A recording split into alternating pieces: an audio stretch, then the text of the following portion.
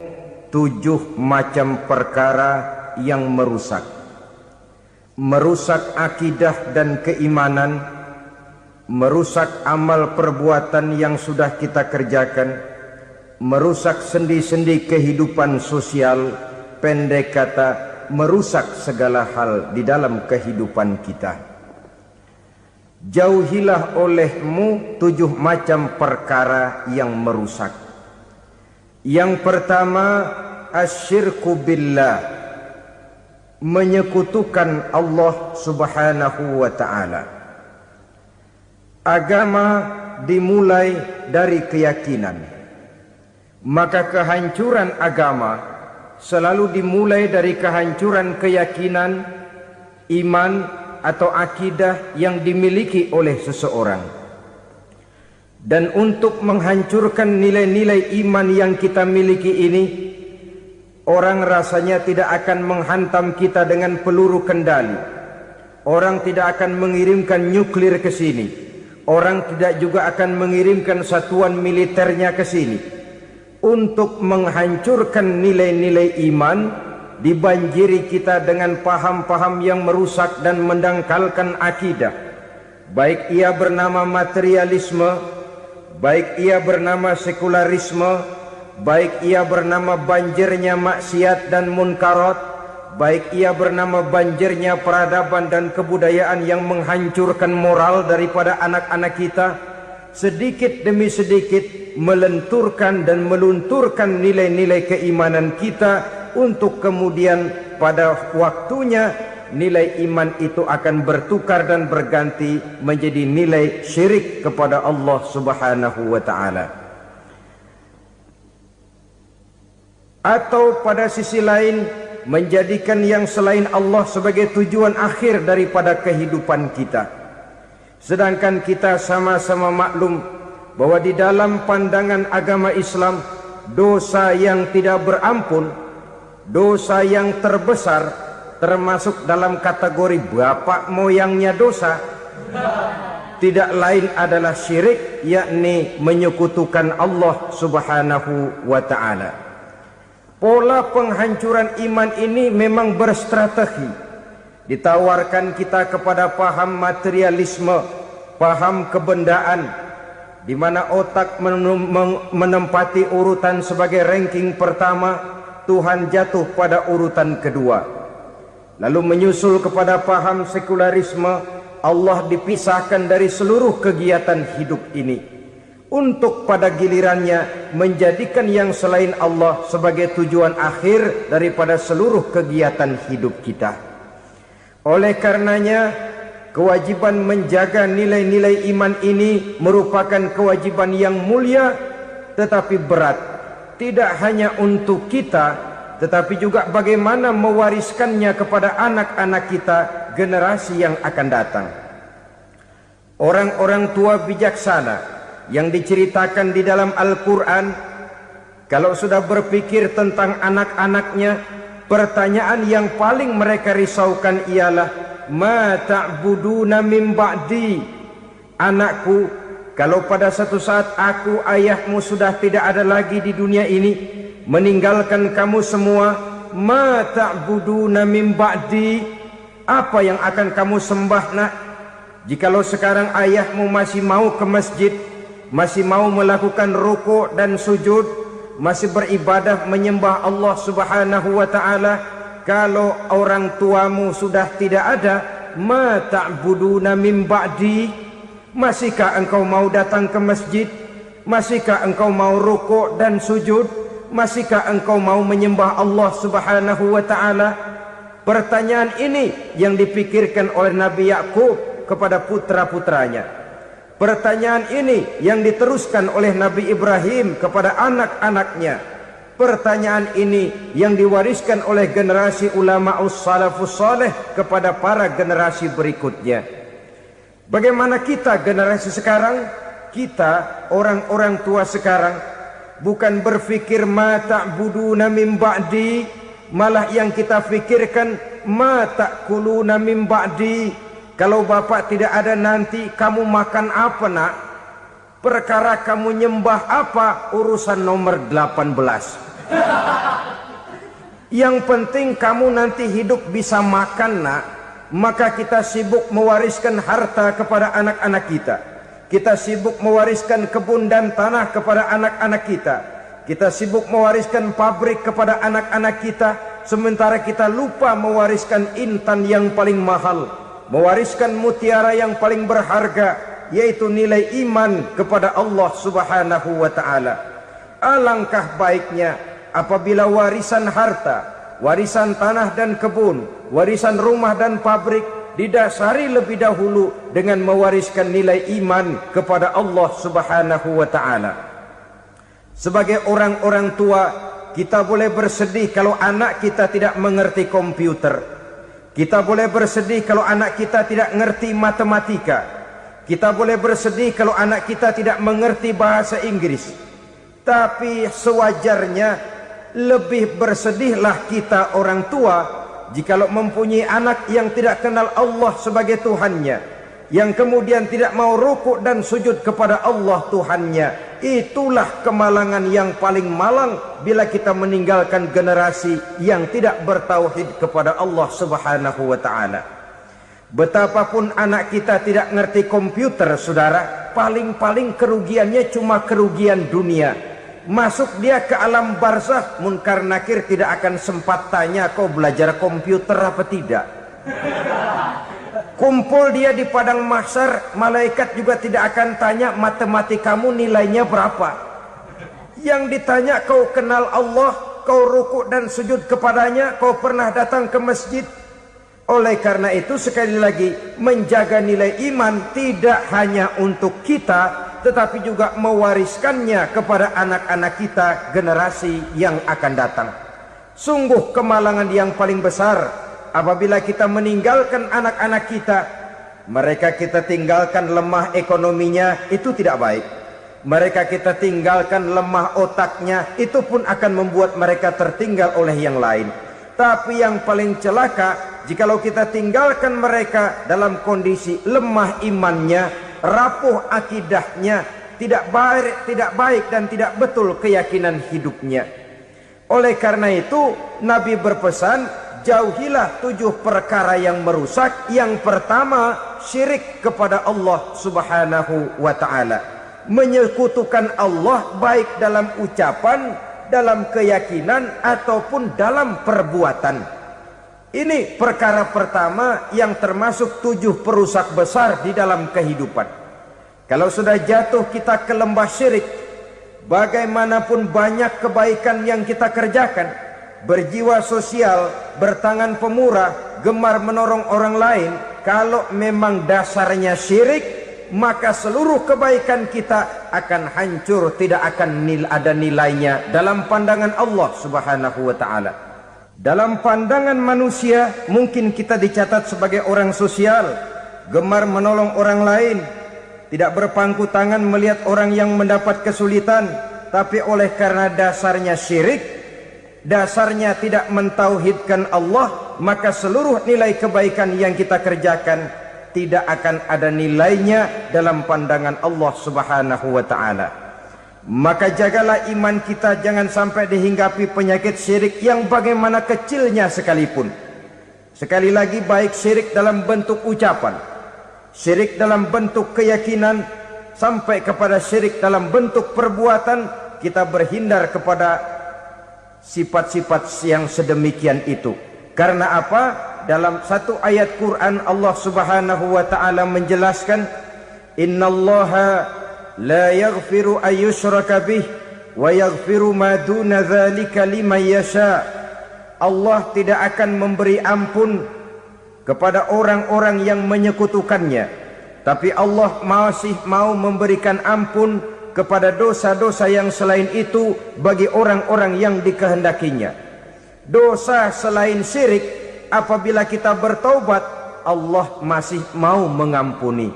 Tapi kalau sudah jatuh ke tempat syirik, itu sudah dosa yang tidak berampun. Taubatnya tidak lain melepas syirik, kembali kepada tauhid, berkeyakinan bahwa hanya ada Allah Subhanahu wa ta'ala, Tuhan satu-satunya, yang lam yalid walam yulad walam yakul lahu kufuwan ahad. tidak beranak, tidak pula diperanakkan, dan tidak satupun yang dapat menyerupai Tuhan Allah Subhanahu wa ta'ala.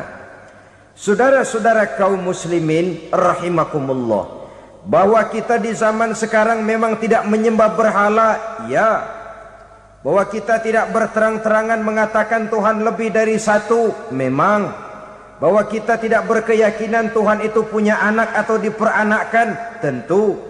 Tapi dalam perbuatan dan i'tiqad kita kadang-kadang jatuh tanpa kita sadari ke tempat yang bernama syirik ini. Oleh karenanya, di zaman di mana teknologi makin canggih, di mana kemajuan pembangunan makin menjangkau berbagai aspek kehidupan, diperlukan keseimbangan antara kemajuan fisik material dengan kemajuan mental spiritual. Apabila tidak ada keseimbangan, yang terwujud tentulah kepincangan, yang diawali dengan pincangnya cara kita berpikir, sehingga pada akhirnya akan mengarah kepada pincangnya cara kita berbuat dan bertindak di dalam kehidupan kita. Oleh karena itu Nabi berpesan, jauhilah sifat syirik, karena syirik merupakan dosa yang teramat besar. Ini sifat merusak yang pertama. Yang kedua kata Nabi, wasihra, jauhilah sihir. Sihir ini juga termasuk perkara yang merusak kehidupan. Kita semua sama-sama maklum bahwa sihir sebenarnya bukan persoalan baru. Sejak sebelum datang Islam, sihir itu sudah ada. Di zaman Yunani kuno, sihir ada. Di zaman Mesir kuno, di zaman Cina kuno, dan yang lain-lain yang serba kuno, sihir itu sudah ada. Bahkan para nabi pun, para rasul yang diutus oleh Allah Subhanahu wa ta'ala, senantiasa berhadapan dengan ahli-ahli sihir untuk menguji kebenaran dari misi yang mereka bawa. Sihir adalah perbuatan di luar kebiasaan yang bisa dikerjakan oleh ahlinya dengan bantuan jin atau setan. Hukum mempelajari sihir adalah haram, mengamalkannya lebih haram lagi. Sebab itu saudara-saudara, sihir merupakan perbuatan merusak yang harus kita jauhi. Ciri-ciri daripada perbuatan sihir, pertama, ia mengandung tipuan, bayangan khayal. Di zaman Nabi Musa misalnya, orang melihat tambang-tambang itu seperti ular. Nabi Musa melayangkan tongkatnya menjadi ular-ular besar yang memakan ular-ular kecil ciptaan tukang-tukang sihir Fir'aun tadi. Lalu sihir bisa terjadi dengan bantuan jin kafir atau setan. Kemudian ciri yang ketiga, sifatnya halus dan tersembunyi. Taruh kata ada seorang ahli sihir yang mempergunakan ayat-ayat Quran sebagai jompa-jampe, sebagai baca-bacaan, itu cuma sekedar kedok. Tujuannya tidak lain menjadikan agama sebagai ketok untuk membenarkan cara yang dimurkai oleh Allah Subhanahu wa ta'ala. Satu hadis yang diriwayatkan oleh Imam Bazar dan Tabrani, Nabi berpesan, laisa minna man tatayyara lahu au takahhana au tukuhhina lahu au sahira lahu. Tidak termasuk ke dalam golonganku, kata Nabi. Tidak termasuk umatku. Siapa mereka? Man tatayyara lahu, orang yang bertatoyur. Apa tatoyur itu? Dari kalimat toyaro, artinya terbang. Toir biasa diartikan dengan burung. Tatoyaro percaya kepada suara-suara burung. Man tatayyara lahu, mempercayai, meyakini dengan benar-benar kepada suara beburungan. Kan suka ada itu, nah bunyi burung tuh, maling liwat. Maling liwat. Burung bunyi, maling liwat. Itu termasuk tatoyaro lahu, percaya kepada suara burung. Kan aneh kalau suara orang nggak dipercaya, suara burung malah dipercaya. Ada ustadz ceramah, kiai ngaji, nggak mau didengerin, burung dengerin bener. Nah, suaranya dari sebelah mana? Belah kulon. Nah, itu tandanya ano. Habis dihitung-hitung. Itu termasuk tatoyaro lahu. Au takahana, atau bertenung, au tukuhina, atau minta ditenungkan. Au sahiro lahu, atau melakukan perbuatan sihir, atau minta disihirkan. Laisa minna, tidak termasuk ke dalam golonganku, kata Nabi.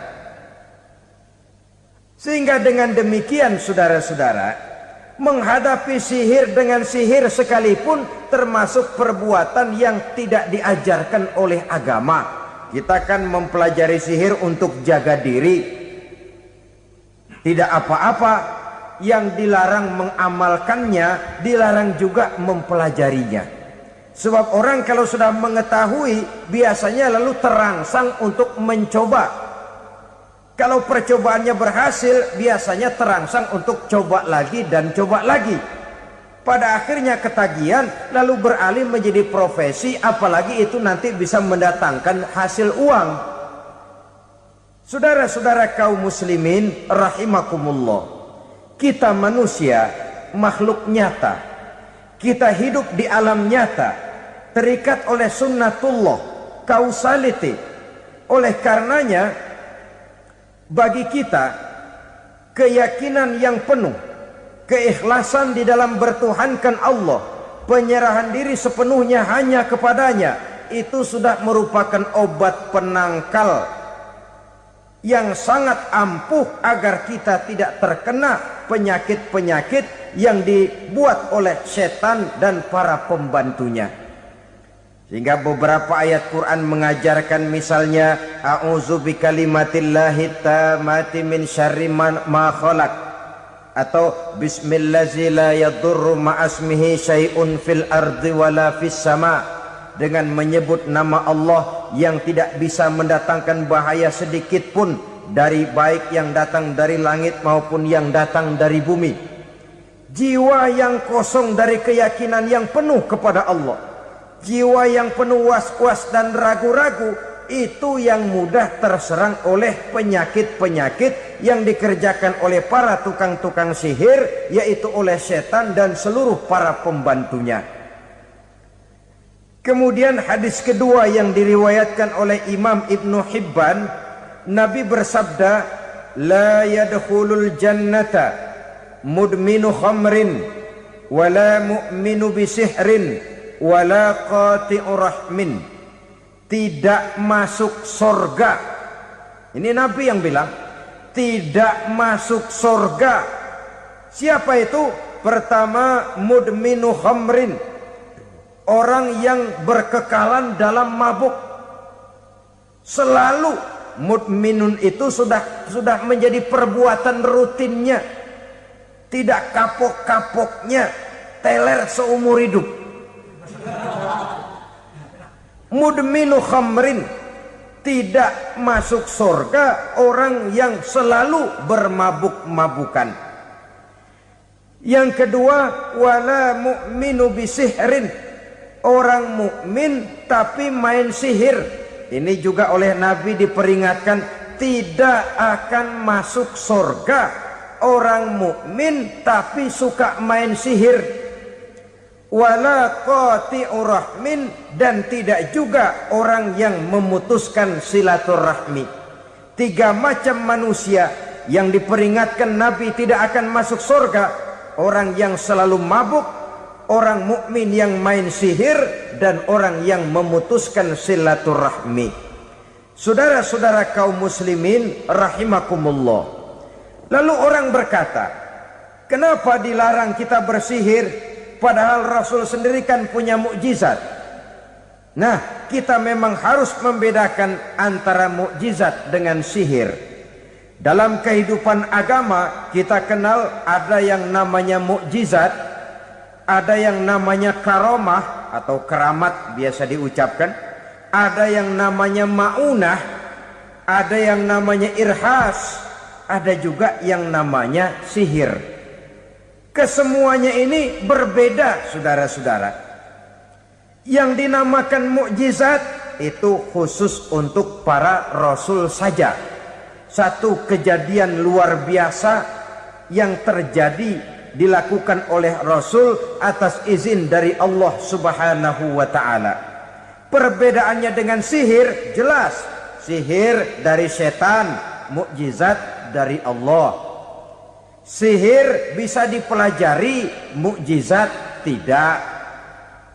Sihir umumnya untuk maksud-maksud yang tidak baik, sedangkan mukjizat untuk memperkuat kebenaran yang disampaikan oleh para rasul dan ditentang oleh umatnya. Bahkan kafir Quraisy dahulu menganggap orang-orang ahli sihir itu berada dalam satu posisi yang hina, sehingga mereka mengatakan dan menuduh Nabi Muhammad sebagai tukang sihir. Tuduhan sebagai tukang sihir adalah tuduhan yang sangat aib dan hina. Di tengah masyarakat kufar jahiliyah, kedudukan tukang sihir dipandang sebagai kedudukan yang hina, sehingga mereka mengejek Nabi dengan sebutan tukang sihir. Jadi mukjizat hanya untuk Rasul saja. Kemudian karomah.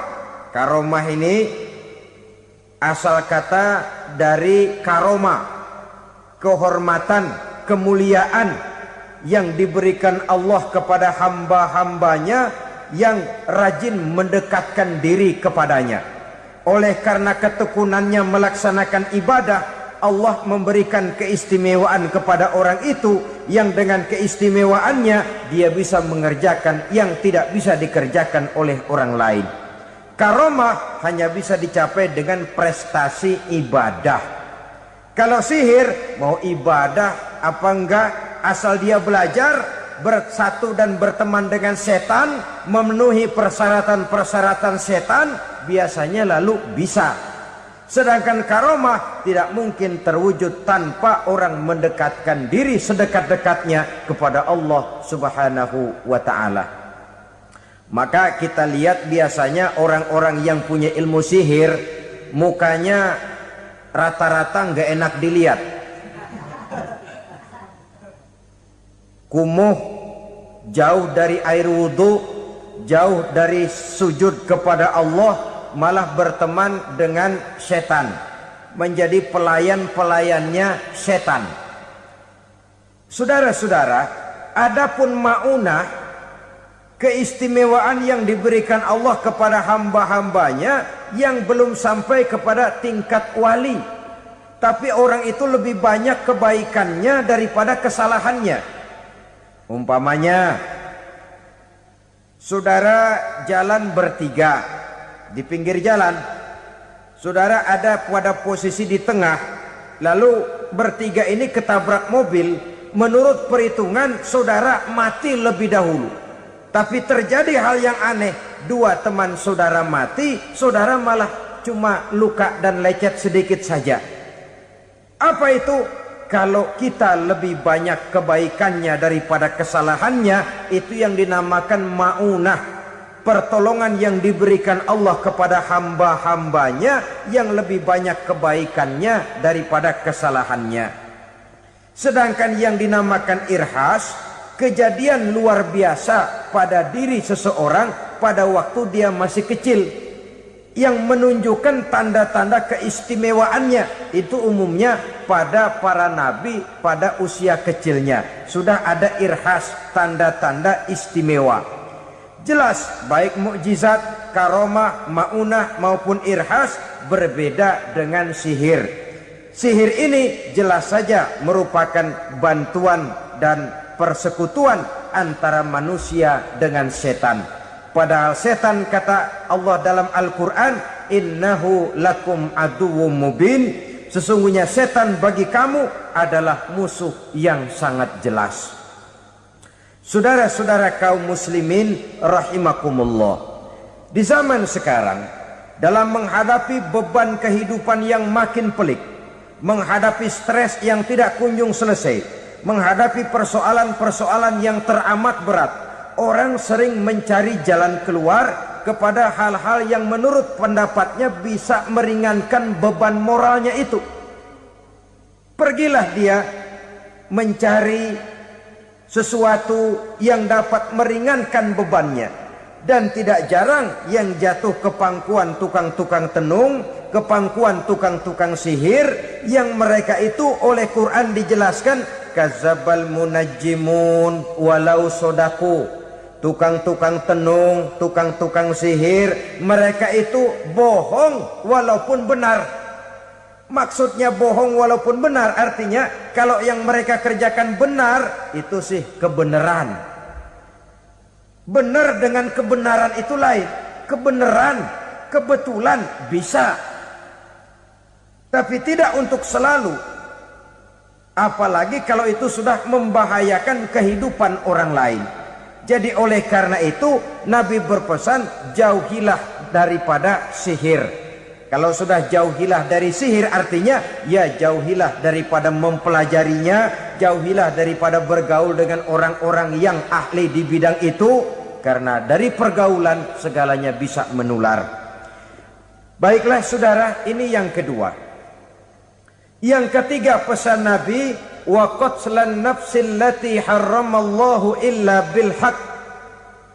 Membunuh orang lain dengan cara yang tidak benar. Membunuh orang yang diharamkan oleh Allah Subhanahu wa taala untuk melakukannya kecuali dengan alasan yang benar. Kita tahu Islam adalah agama damai. Sesuai dengan namanya, ia tidak dikembangkan dengan pedang dan kekerasan. Ia dikembangkan dengan keteladanan dan tuntunan moral. Oleh karena Islam bukan agama kekerasan, Islam pun tidak mementingkan dan mengajarkan kekerasan kecuali dengan alasan yang benar dan bisa dipertanggungjawabkan. Membunuh dengan sengaja, menghilangkan nyawa orang lain tanpa alasan yang bisa dibenarkan adalah merupakan dosa besar dan satu di antara 7 perkara yang bisa mendatangkan kerusakan dalam kehidupan dan yang hendaknya harus kita jauhi. Saudara-saudara kaum muslimin rahimakumullah, beberapa waktu yang lalu di sebuah kota kecil yang indah bernama New Auckland. Saudara tahu New Auckland? Itu dari Gunung Kidul masih ngidul lagi. Pernah diadakan satu seminar yang membicarakan bagaimana menyelamatkan masyarakat manusia dari bahaya Perang Dunia Ketiga. Diperkirakan kalau terjadi Perang Dunia Ketiga, manusia tidak akan tersisa. Sebab apa? Pada waktu itu cadangan nuklir yang dimiliki oleh bersama Amerika dan Rusia konon sudah sanggup memusnahkan 6 miliar manusia pada saat jumlah manusia baru 5 miliar. Jadi kelebihan nuklir dunia ini.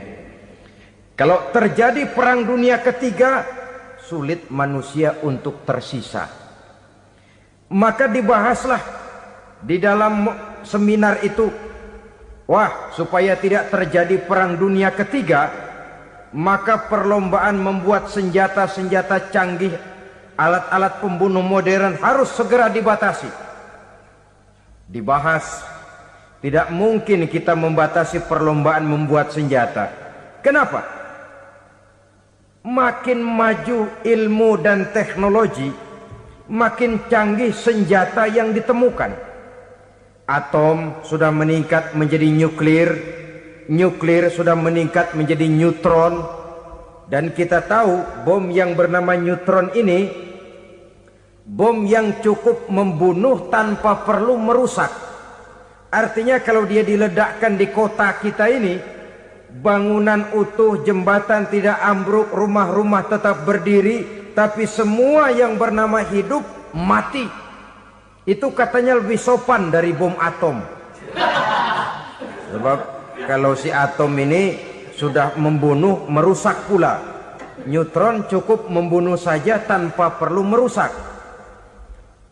Jadi majunya senjata-senjata teknologi sebagai akibat yang logis dari kemajuan ilmu pengetahuan ini tidak bisa kita batasi.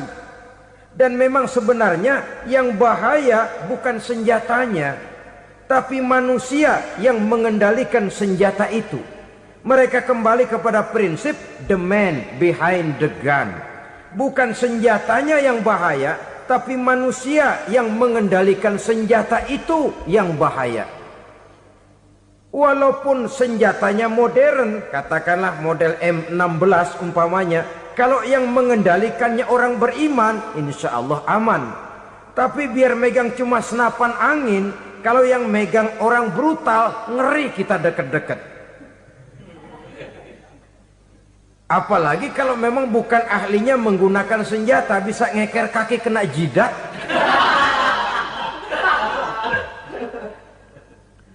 Mereka kembali kepada prinsip lama yang tetap baru.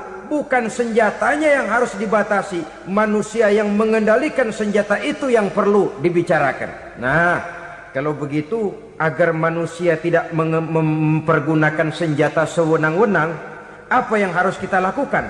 Ya, manusianya harus bermoral. Ya, tapi moral yang mana? Di dunia ini banyak ajaran tentang moral. Itu pun mudah saja. Di sini kan kita undang saja ahli dari berbagai agama untuk membicarakan konsep perdamaian menurut agamanya masing-masing. Baik, setuju itu, setuju. Maka tampillah para ahli agama, mereka kembali kepada prinsip moral daripada konsep yang terkandung di dalam ajaran agama untuk menegakkan perdamaian. Mula-mula naiklah ahli dari agama Hindu, dibacakan konsep perdamaian menurut ajaran agama Hindu, bahwa untuk damai manusia harus meninggalkan nafsu keduniaannya, menempuh samsara dan sebagainya untuk mencapai nirwana, menjauhi kemegahan dan kemewahan dunia. Ini lalu dibahas, rasanya juga tidak mungkin ini. Kemudian dari agama Nasrani, bahwa untuk damai manusia harus menciptakan sifat kasih sayang. Kalau ditampar pipi kiri, berikan pipi yang kanan. Kalau diberikan selendang, berikan baju. Nanti orang kasihan, lalu dia tidak akan nampar lagi. Ketika ini dibahas, ternyata rasanya pun tidak mungkin bisa diterima. Karena apa? Di zaman sekarang orang ditampar pipi kiri, dikasih pipi kanan. Bukan kasihan, gemes. Damai belum tentu, bonyok udah jelas. Lalu ketika dibacakan konsep perdamaian menurut Quran, di mana disampaikan ayat wa jazaa'u sayyi'atin sayyi'atun misluha faman afa wa aslaha fa ajruhu 'ala Allah. Balasan terhadap satu kejahatan adalah kejahatan yang seimbang. Tetapi barang siapa yang memberi maaf dan mencari jalan damai, itulah yang terbaik dan akan mendapat pahala dari Allah Subhanahu wa ta'ala. Kamu tidak salah ditampar pipi kirimu, tampar lagi pipi kirinya sekeras dia menampar pipi kirimu. Nanti orang tidak mau menampar kita karena dia tahu kalau dia tampar kita, dia akan menderita tamparan sekeras dia menampar kita. Akan terjadilah prinsip saling hormat menghormati, tidak saling ganggu, tidak saling usil, tidak saling jahil. Atas dasar ini perdamaian bisa ditegakkan. Mereka bisa menerima konsep ini, tapi kemudian seminar ditutup tanpa satu keputusan resmi. Kenapa? Terus terang mereka kagum dengan konsep Islam, tapi sentimen lama terhadap nilai-nilai Islam telah menutup mata mereka untuk menerima kebenaran dari ajaran Al-Quranul Karim. Saudara-saudara kaum muslimin rahimakumullah, kembali kita kepada persoalan pokok. Roh adalah dari Allah. Dia akan kembali kepada Allah, milik mutlak dari Allah. Tidak pantas kita merampasnya dari orang lain. Tidak wajar kita menghilangkannya tanpa alasan yang dibenarkan oleh agama. Di zaman sekarang akibat persaingan hidup yang makin tajam, lapangan kerja yang makin sulit, tensi ekonomi yang makin tinggi, atau karena nilai moral yang makin rendah, atau juga karena rapuhnya pegangan orang kepada agama, nyawa rasanya sudah sedemikian murahnya. Berbagai kasus membuat berdiri bulu roma kita. Ada mayit, ada manusia dipotong 6, dicincang macam kambing. Ada yang dipotong 5, ada yang dipotong 13, dikardusin, dibuang ke tempat sampah. Inna lillahi wa inna ilaihi raji'un. Gejala apa ini? Kanibalisme. Manusia sudah demikian sadisnya, manusia sudah sedemikian buasnya, sehingga sesama manusia diperlakukan seperti hewan. Padahal hewan sendiri belum pernah macan makan macan, bagaimanapun buasnya macan. Belum pernah serigala memakan serigala, bagaimanapun brutalnya serigala. Tetapi manusia makan manusia di zaman sekarang kadang jadi kenyataan dalam kehidupan kita. Kadang persoalannya remeh saja. Soal uang 200 perak, pisau bicara, nyawa melayang. Soal rokok sebatang, celurit bicara, nyawa melayang. Soal-soal yang sama sekali tidak prinsip, begitu mudah kita menghilangkan nyawa orang lain. Padahal Nabi pernah memperingatkan, apabila dua orang muslim sudah berkelahi dan berbunuh-bunuhan, al-qatil wal maktul finnar, yang membunuh dan yang terbunuh dua-duanya neraka. Sahabat heran, ya Rasul, kalau yang terbunuh, kalau yang membunuh masuk neraka itu sih wajar, tapi yang terbunuh kenapa neraka juga? Beliau menjawab, dua-duanya sudah punya niat untuk saling membunuh. Niatnya itu yang diponten. Yang terbunuh cuman lagi apes aja, keduluan dia. Umpama tidak terbunuh, pasti dia yang akan membunuh. Oleh karenanya al-qatil wal maktul, yang membunuh dan yang dibunuh finnar, dua-duanya masuk ke dalam neraka. Islam menghormati kehidupan, tidak hanya terbatas kepada sesama muslim, orang-orang yang berlainan agama pun yang mau hidup berukun, damai, berdampingan dengan umat Islam, jiwa mereka, darah mereka dilindungi oleh nilai-nilai Islam yang disebut dengan kafir zimmi ini. Mengganggu mereka sama saja dengan mengganggu aku, kata Nabi. Jadi oleh karena itu sayangilah sesama. Kehidupan adalah anugerah Allah, bukan wewenang kita untuk mencabutnya dari orang lain, bukan wewenang kita untuk merampas dan menghilangkannya dari orang lain. Apa yang tidak enak terjadi pada diri kita, begitu pula lah apabila terjadi pada diri orang lain. Sehingga Nabi mengatakan, la yu'minu ahadukum hatta yuhibba li akhihi ma yuhibbu li nafsihi. Belum dikatakan beriman seseorang kamu apabila dia belum mencintai saudaranya seperti ia mencintai dirinya sendiri. Apa yang enak dirasakan oleh orang lain, enak juga dirasakan oleh dia. Mengukur orang lain dengan diri sendiri. Kalau orang lain tanpa salah saya fitnah, kalau saya tanpa salah difitnah orang, enak apa enggak? Enggak, orang lain juga begitu. Kalau orang lain tanpa salah saya tempeleng kepalanya, enak apa tidak? Tidak. Orang lain juga begitu. Yang tidak enak terjadi pada diri kita, tentu tidak enak juga kalau terjadi pada orang lain. Mengukur orang lain dengan diri sendiri, sehingga tidak timbul sifat egois, tidak menari di atas bangkai orang lain, tidak mendirikan kebahagiaan di atas untayan air mata orang lain. Sehingga dengan demikian saudara-saudara, dia bisa menghormati kehidupan, menghormati orang lain sebagaimana dia ingin dihormati. Inilah perbuatan ketiga yang merusak, membunuh orang lain dengan yang diharamkan Allah tanpa alasan yang benar. Yang ketiga. Kemudian yang keempat, perbuatan merusak wa aklar riba, makan riba. Hidup adalah tolong menolong. Bahasa kerennya take and give katanya. Saling memberi dan saling menerima. Nabi mengajarkan man kuraba kurbatan min kurabid dunya karaballahu lahu kurbatan min kurabi yaumal qiyamah. Wallahu fi aunil abdi madamal abdu fi auni akhihi.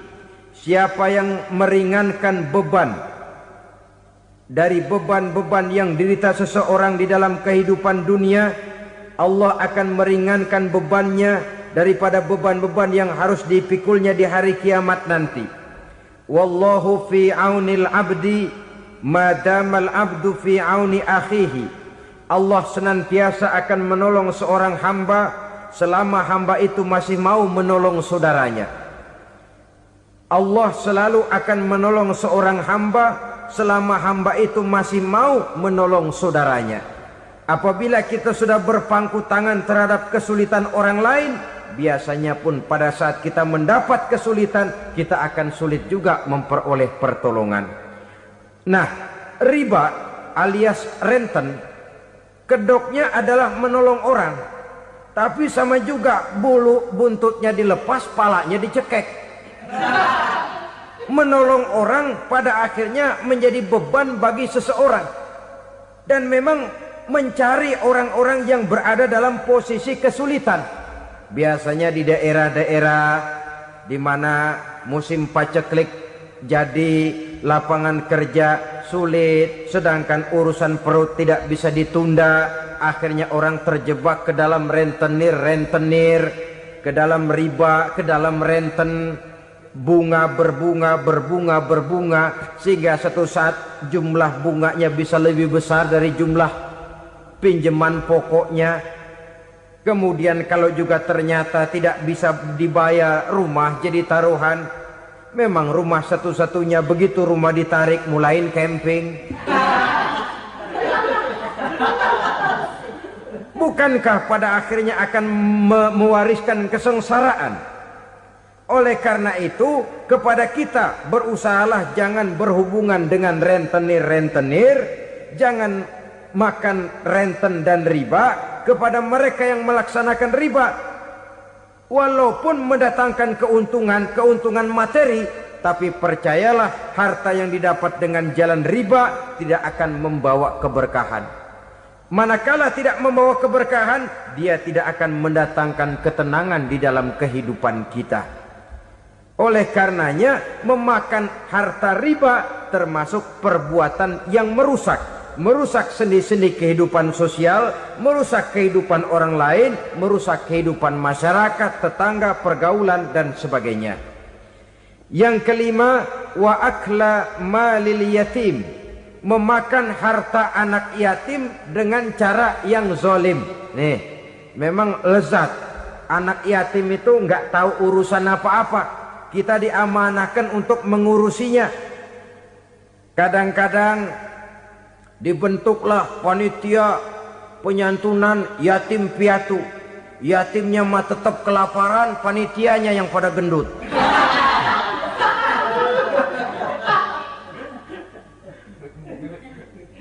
Padahal memakan harta anak yatim termasuk perbuatan dosa besar. Dan menjantuni yatim merupakan perbuatan mulia. Nabi mengatakan, ana wa kafilul yatim kahataini yaumal qiyamah. Aku dan orang-orang yang menyantuni anak yatim seperti dua jari ini pada hari kiamat nanti. Dekat sekali. Jikalau ingin di hari akhir nanti dekat dengan Rasul, bersahabatlah dengan anak-anak yatim. Jadilah pengurus anak-anak yatim. Bangunlah panti-panti asuhan yatim. Pada saat bapak ibunya meninggal, kitalah yang menjadi orang tuanya. Bahkan sedemikian besar perhatian Islam terhadap anak-anak yatim ini, sehingga Quran memberikan peringatan, ara'aital ladzi yukadzibu biddin fadzalikal ladzi yad'ul yatim wa la yahuddu ala ta'amil miskin. Tahukah kamu siapa orang yang mendustakan agama, beragama tapi dianggap dusta, solatnya dusta, puasanya dusta karena agamanya sudah berdusta. Siapa mereka? Fazalikal ladzi yad'ul yatim, orang yang menyia-nyiakan anak yatim, wala yahuddu ala ta'amil miskin, dan tidak pernah memberi makan kepada orang-orang yang menderita kemiskinan, menyia-nyiakan, meninggalkan anak yatim, termasuk perbuatan yang divonis kita sebagai orang yang mendustakan agama. Saudara-saudara kaum muslimin rahimakumullah, maka sangat dicela mengeksploitir anak-anak yatim, menjadikan mereka sebagai kedok untuk mencari kekayaan pribadi. Tetapi jikalau ikhlas, ganjarannya sangat besar, nilai pahalanya sangat besar. Menyantuni yatim tidak hanya setahun sekali. Kalau Muharram pakai istilah lebaran yatim, dibentuklah panitia, diberilah beras, uang 4-5 ribu rupiah, alhamdulillah. Tapi jangan lupa, si yatim tidak hidup cuma satu hari. Dia tidak hidup cuma di bulan Muharram saja, dia hidup 12 bulan dalam setahun. Sebagaimana anak-anak yang lain, dia juga berhak punya masa depan. Dia juga berhak menikmati bangku sekolah. Dia berhak mengenyam arti dan makna pendidikan. Dia berhak membekali diri dengan ilmu dan pengetahuan, seperti halnya anak-anak yang lain. Maka kita yang diberikan keluasan oleh Allah, ingatlah itu, bersahabatlah dengan anak-anak yatim, santuni mereka. Perkara setahun sekali di bulan Muharram, alhamdulillah, itu bagus, bin Thayyib alias baik. Tapi tentu dan tentu sekali lagi, si yatim tidak hanya hidup di bulan Muharram. Dia hidup 12 bulan dalam setahun, 24 jam di dalam sehari.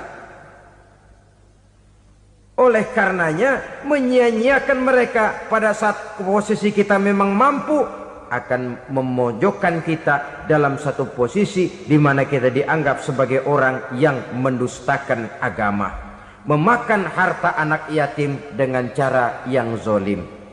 Bapaknya udah meninggal, kebunnya lebar, anaknya dikelecehin. Nah, dah kamu gak usah pusing, nanti saya yang ngurus. Akhirnya bukan ngurus, nguras. Si yatim mungkin tidak tahu bahwa dia disia-siakan, haknya diambil, miliknya dizolimi. Tapi Allah yang akan membalasnya dengan seadil-adilnya. Maka makan harta anak yatim biasanya balasannya tokcer bin paten.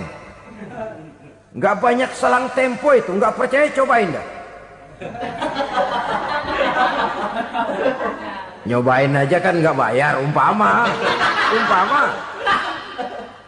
memakan harta anak yatim dengan cara yang zolim, ganjarannya biasanya kontan. Kenapa? Ratapan si miskin, untayan air matanya, jeritan kepedihan hatinya, membuka pintu langit, permohonannya diijabah, getaran hatinya didengarkan oleh Allah, maka balasannya biasanya kontan, spontan, tidak menunggu waktu terlalu lama. Itu di dunia, belum lagi di akhirat nanti. Bukankah dalam riwayat Mi'raj diceritakan Nabi melihat di neraka itu orang perutnya sebesar rumah? La haula wala quwata. Itu perut kayak rumah, bagaimana jalannya tuh orang? Dan memang gak jalan, diseret-seret oleh malaikat di neraka itu. Hancur perutnya, amburadul itu perut.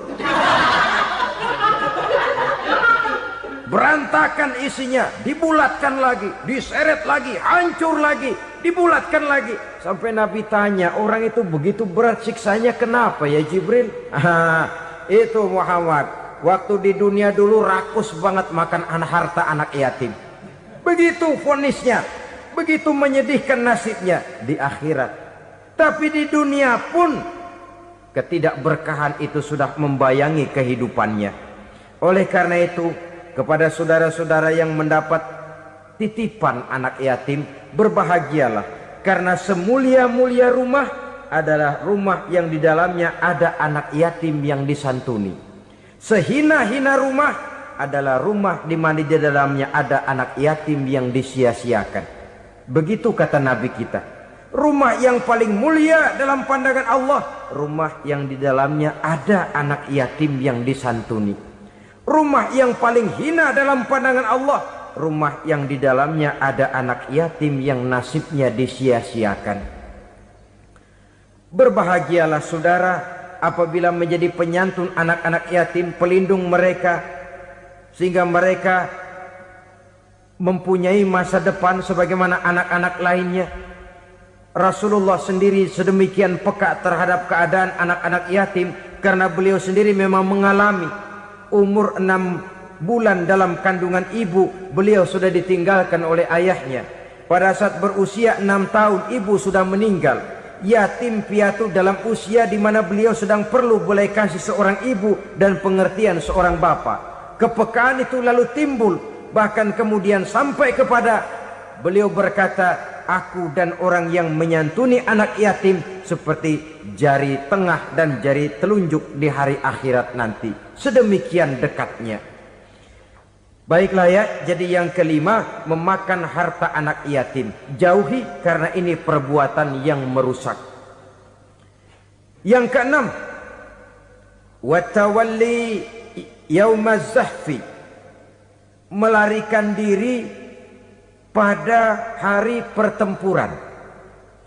Apa ini? Khianat. Tidak konsekuen dengan konsep perjuangan. Pada mulanya keras benar teriak, berantas korupsi, ganyang korupsi. Cuma karena belum dapat giliran. Begitu dia naik dapat kesempatan, korupsinya lebih edan dari yang diteriakinya. Ini termasuk tawalli yaumaz zahfi, berpaling pada hari peperangan. Di saat menghadapi musuh, kalau belum kelihatan musuh, teriaknya nyaring bener. Jangan takut demi kebenaran sampai titik darah yang paling penghabisan. Musuh belum kelihatan. Begitu musuh sudah kelihatan, paling dulu lari ke belakang. Kalau diajak berjuang ada saja alasannya. Sehingga Quran memberikan peringatan kepada kita semua. Mengapa kamu ini berat? Kalau sudah diajak berjuang di jalan Allah, kakimu seperti terhunjam berakar di perut bumi. Berat untuk melangkah berjuang.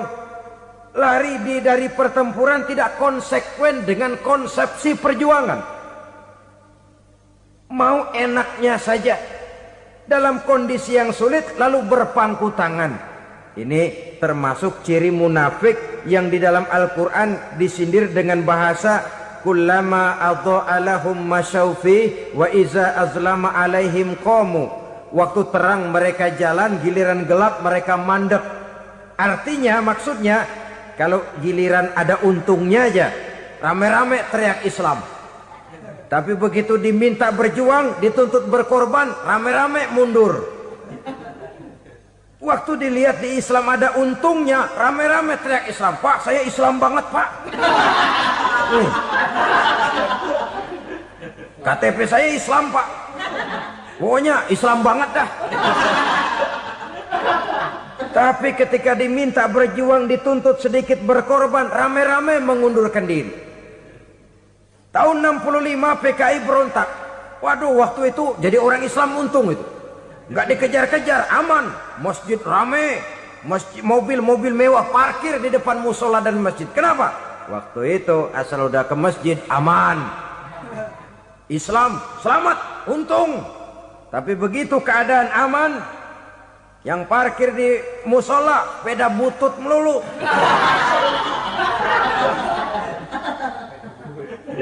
Waktu terang mereka jalan, waktu gelap mereka berhenti. Dikala di Islam ada untungnya, baru wah Islam bagus, Islam hebat. Tapi waktu dilihat ada kerugian, jangan bawa-bawa Islam dah. Jangan bicara soal Islam, ini kan bukan soal agama. Bukan soal agama. La haula wa la quwata illa billah. Beragama kita ambil talfik fid din, mengambil yang enteng-enteng saja dalam urusan beragama ini. Tidak konsekuen kita dengan Islam kita. Seolah kita mau memilih mana yang terasa cocok sama selera kita, kita teriak Islam. Beratan aja dikit, rame-rame berpaling. Itu termasuk tawalli yaumaz zahfi. Para pengkhianat, mental-mental hipokrit yang tidak mau konsekuen menghadapi segala bahaya. Itu termasuk perbuatan yang merusak. Kenapa? Kalau cuma dia saja yang lari, mungkin tidak jadi soal. Tapi larinya ini akan mempengaruhi orang lain. Nah, pengaruhnya itu yang dicegah. Sebab kalau satu sudah mulai lari, yang lain mulai ngelirik. Ketika yang dilirik kemudian tidak ada reaksi, dia akan ikut lari. Artinya apa?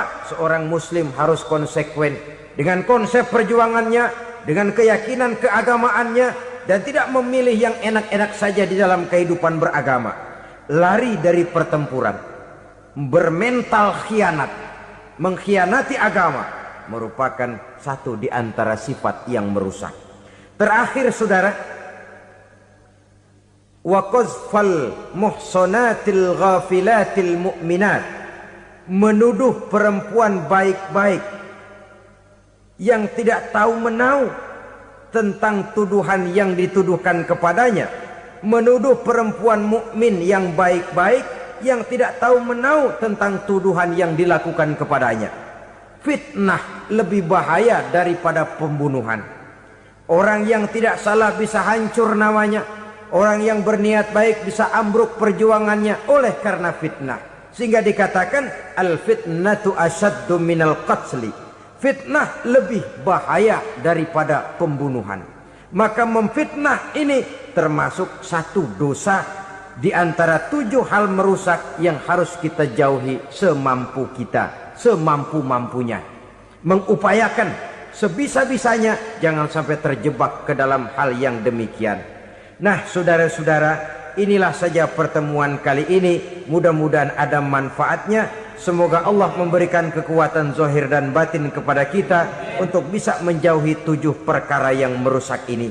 Selalu berusaha menyimpan sesuatu yang bisa membawa manfaat, baik untuk dirinya, untuk anak cucunya, maupun untuk keluarganya, untuk masa kini dan masa depannya. Kadang simpanan itu berbentuk uang, kadang berupa tanah, lain saat berbentuk pabrik, dan lain sebagainya. Sementara masa depan yang paling pasti adalah akhirat. Jika untuk masa depan dunia kita rela memeras keringat, membanting tulang, pergi pagi dan pulang petang, menyimpan uang, menyimpan tanah, menyimpan pabrik, pernahkah kita merenung jika satu saat kiamat datang, kita dibangkitkan dari kubur masing-masing, berdiri di padang mahsyar untuk mempertanggungjawabkan seluruh kegiatan hidup kita di dunia ini, lalu kita akan menuju ke alam akhirat. Sudahkah kita mempunyai simpanan untuk akhirat kita? Pada pertemuan kali ini saya ingin menyampaikan sebuah hadis di mana Rasulullah sallallahu alaihi wasallam bersabda, arba'un min kanzil jannah. Simpanan sorga ada 4 macam. Yang pertama, ikhfa'us sadaqah, menyembunyikan sedekah. Saudara-saudara kaum muslimin, sebagaimana yang kita maklum bahwa Allah Subhanahu wa taala melebihkan sebagian rezeki dari kita terhadap yang lain. Ada yang kaya, ada yang setengah kaya, ada yang miskin, ada yang setengah miskin, dan selanjutnya. Ada yang gajinya kecil tapi penghasilannya gede. Ada yang penghasilannya gede tapi nggak punya gaji. Ada juga yang memang gajinya gede dan penghasilannya gede. Kelebihan rezeki merupakan sunnatullah dan tidak harus membuat kita merasa lebih dari yang lain. Bahkan sebaliknya, kelebihan itu harus membuat kita ringan tangan untuk menolong mereka yang memang memerlukan pertolongan. Kalau saudara diberikan ilmu, maka pertanyaan akhirat cuma satu: ilmumu kau amalkan untuk apa? Kalau saudara diberikan umur yang panjang, pengadilan akhirat juga bertanya satu: umurmu kau habiskan di mana? Tapi kalau saudara diberikan harta, pengadilan akhirat akan bertanya 2: hartamu kau dapat dari mana, kau belanjakan kemana. Dari mananya ditanya, dan kemananya juga ditanya. Oleh karena kita akan dimintakan pertanggungan jawab, maka amanah yang bernama harta ini harus kita gunakan dengan sebaik-baiknya. Ada penggunaan yang merupakan kewajiban, itu zakat namanya. Ada penggunaan yang sewaktu-waktu, itu infak namanya. Ada yang lebih sewaktu-waktu lagi, dan itu sedekah namanya. Zakat dia terikat oleh haul dan nisab, oleh putaran batas waktu dan ukuran dari harta itu sendiri. Sedangkan infak terikat oleh situasi dan kondisi perekonomian seseorang. Sedangkan sedekah tidak terikat dengan apapun. Dalam kondisi seperti apapun kita bisa melakukan sedekah dengan yang terkecil sekalipun. Sampai-sampai Rasulullah sallallahu alaihi wasallam mengajarkan, la tahqiranna minal ma'rufi syai'an walau an talqa akhaka biwajhin talik. Atau ada hadis, tabassumuka fi wajhi akhika laka sedekah. Senyumanmu kepada temanmu adalah sedekah. Jadi untuk melakukan sedekah tidak harus dalam berbentuk uang. Dengan ilmu kita bisa sedekah. Dengan tenaga kita bisa bersedekah, dengan pikiran kita bisa bersedekah, bahkan senyum kepada teman itu pun sedekah.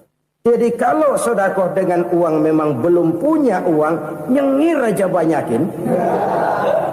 Itu asal pada tempatnya, jangan lalu ketemu tiang listrik cengengesan. Tentu tidak pada tempatnya dan tidak wajar. Nah, sedekah yang paling dicintai Allah adalah sedekah yang disembunyikan.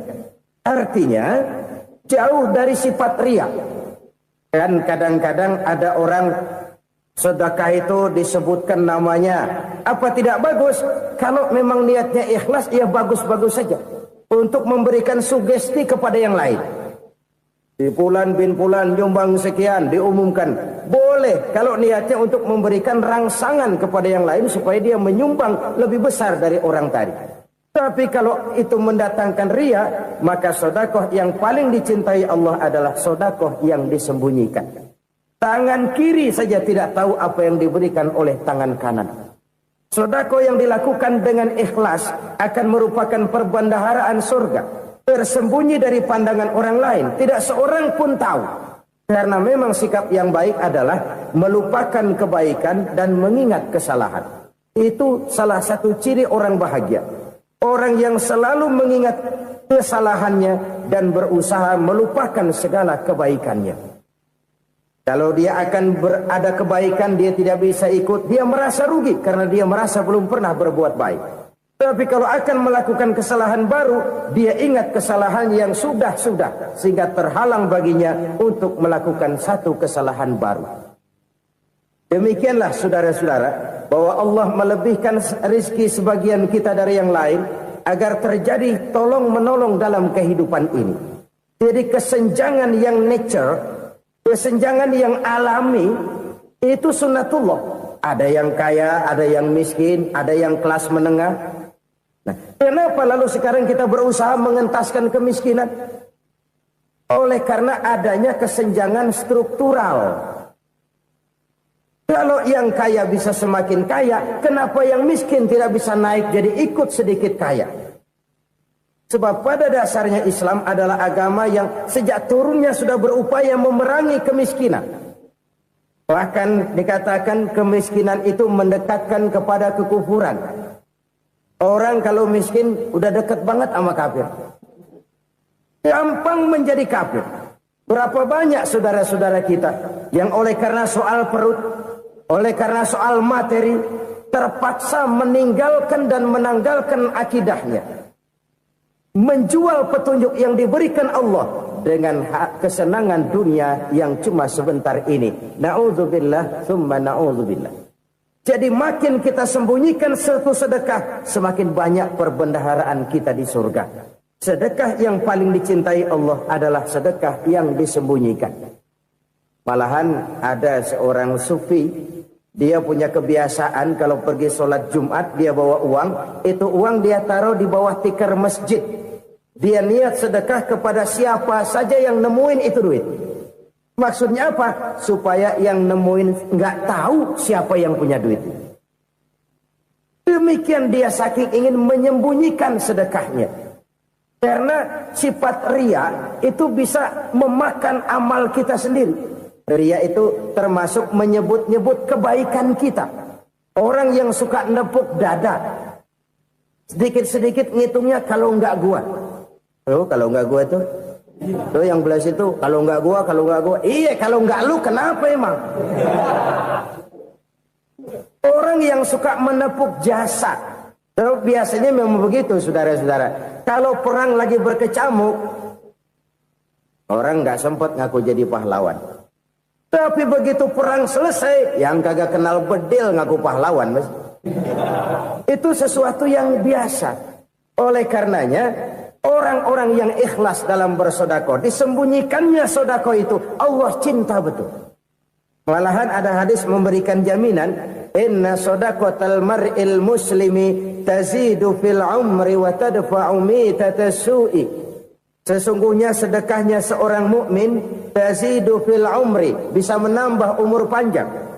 Wa tadfa'u mitatas su'i, dan menyelamatkan manusia dari mati secara su'ul khatimah. Jadi siapa yang kepengen panjang umur, banyaklah sedekah. Yang bosan hidup, pelit terus. Sedekah menambah panjang umur dan menyelamatkan manusia dari mati secara su'ul khatimah. Pak, katanya umur itu nggak bisa ditambah, nggak bisa dikurangin. Kapan? Kalau ajal sudah datang. Wa idza jaa ajaluhum la yastakhiruna sa'atan wa la yastaqdimun. Kalau ajal datang tidak bisa dimajukan, tidak bisa dimundurkan. Itu kalau ajal sudah datang. Tidak bisa lagi umur ditambah dikurangi, sudah datang. Tapi kalau belum datang, itu kan haknya Allah. Mau ditambah, mau dikurangi, hak prerogatif Allah. Sebagai pencipta manusia, Allah maha kuasa dan maha mampu. Sedekah ini menambah panjang umur dan menyelamatkan manusia dari mati secara su'ul khatimah. Orang mati kan sama ya, kondisinya mati, nggak nafas. Tapi hakikat mati kan lain-lain.